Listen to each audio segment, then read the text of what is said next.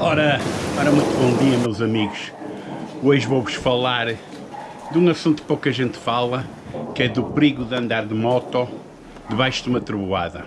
Vou-vos, portanto, dizer aquilo que devem fazer, aquilo que têm que fazer, porque realmente é perigoso. Também como calcular a que distância está, onde é que está a trovoada, é importante. É importante sabermos, e nenhum de nós está livre de, em viagem ou em passeio, apanhar de repente uns trovões, uns raios, principalmente no verão, porque elas aparecem assim do nada, e temos que nos precaver. E porquê é que eu vos falo trovoada? Porque uma vez em Espanha, em pleno verão, um dia seco, e de repente, do nada, isto foi na Serra de Sanabria, salvo erro, de repente, do nada, começa a cair uma chuvada e cargas de trovões e relâmpagos que, como eu nunca tinha visto. Opa, obviamente que me abriguei, já estava todo encharcado, obviamente que me abriguei debaixo de um viaduto, mas tive medo. Houve ali relâmpagos que caíram muito perto e poderia ter sido perigoso. Portanto, é por isso que eu vos falo de trovoadas, porque elas aparecem de repente, ou podem aparecer de repente, e nós temos de estar precavidos para isso. E como se calcula, toda a gente sabe isto, como se calcula a distância que está a trovoada. Bom, como sabem, o som anda a 340 metros por segundo, o que significa que 3 segundos são 1000 metros. Portanto, a diferença entre o vermos o relâmpago, que é imediato, porque a luz anda a 300 mil km por segundo, vermos o relâmpago e ouvirmos o som, contamos 1, 2, 3, por aí fora, os segundos que demoram e multiplicamos por 340 e sabemos a quantos metros está a trovoada. Por exemplo, se estiver a 10 segundos, está a 3.400 metros de distância, o que já está perto, atenção, porque uma trovoada desloca-se com relativa facilidade. Claro que há muitas trovoadas que são previsíveis, há muitas apps de meteorologia que nos faz dizer se nós naquele sítio vamos ter probabilidade de apanhar trovoadas ou não. Mas é perigoso.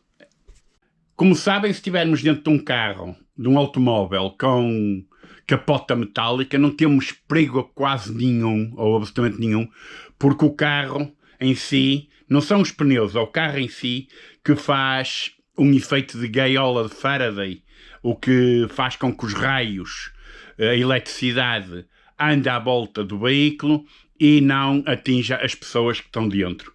Mas uma moto é totalmente diferente, é um carro descapotável. Uma moto é um veículo que, ainda por cima, atrai os raios, porque se estarmos num sítio isolado e estamos molhados e estamos úmidos e não temos capota para nos proteger, a moto vai atrair os raios. Portanto, é um elemento que vai atrair os raios. Portanto, é preciso sabermos de antemão, se nos estarmos a dirigir para a trovoada, e isso vê-se pelo panorama, digamos, da paisagem, se há nuvens escuras, se há relâmpagos ao fundo, ou à direita ou à esquerda. Portanto, se estamos a dirigir-nos para lá, o melhor é realmente interromper a marcha, parar e tentar arranjar abrigo. E qual abrigo? É importante também definir o abrigo.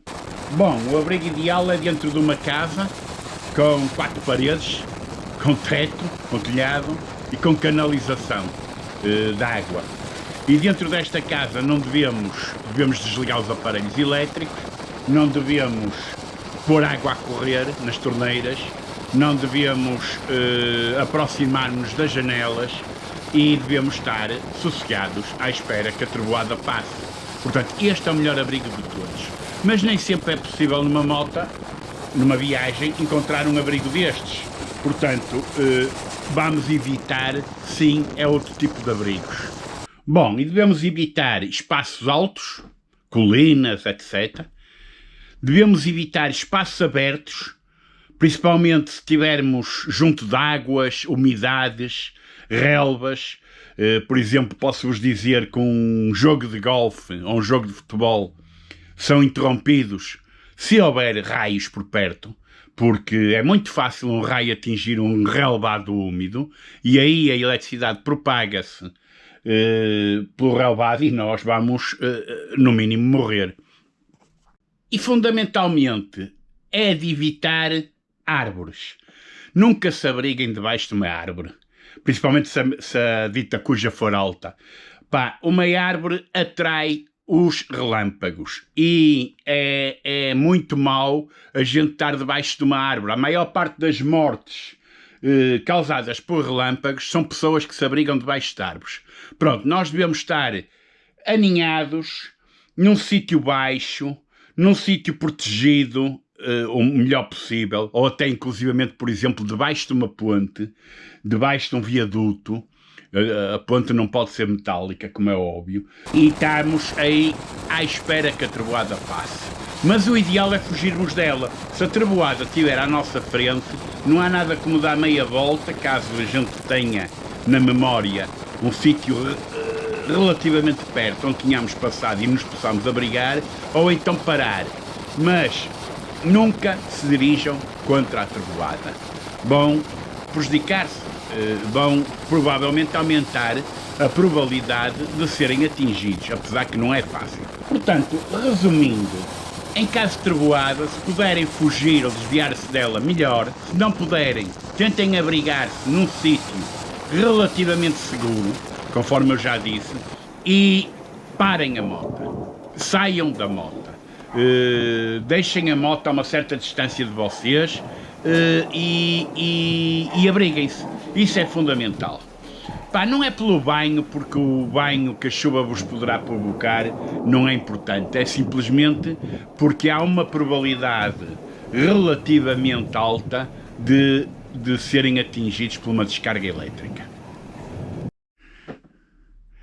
Nestas imagens, como se vê no horizonte, está uma trovoada, portanto é de evitar. Nestas imagens aqui é provável que se forme uma trovoada, porque as nuvens estão muito escuras, muito carregadas, há umidade, há chuva, e como vos digo, nem sempre, e estas talvez sejam as mais perigosas, nem sempre chove. E trovoadas secas, que acontecem muito no verão, e às vezes junto ao mar, são trovoadas muito perigosas. Portanto, atenção a isto. Aproveito também para vos dizer que o vento também pode ser uma coisa perigosa, portanto o vento acima de uma certa velocidade pode-nos atirar ao chão. O vento em cima de certos viadutos, vejam nas mangas, 1, 2, 3, 4, conforme as tiras que a manga tiver abertas, é a intensidade do vento. Se a manga estiver toda esticada, está numa intensidade mais de 5 ou mais de 6, não me recordo agora, portanto, tenham cuidado também com o vento. Com a chuva é óbvio, mas hoje o assunto era trovoadas. E pronto, meus amigos, espero que tenha sido útil mais uma vez. Pá, subscrevam, divulguem, pá, partilhem o canal, aconselhem-no e boas curvas. Tenham cuidado na estrada, como sempre. Pá, tem estado mau tempo e, pelo menos aqui em Portugal, tem estado muito mau tempo e evitem o acidente. Tenham aquele sexto sentido que o motociclista deve ter, ok? Bah, fiquem bem, divirtam-se com as vossas motas e até ao próximo.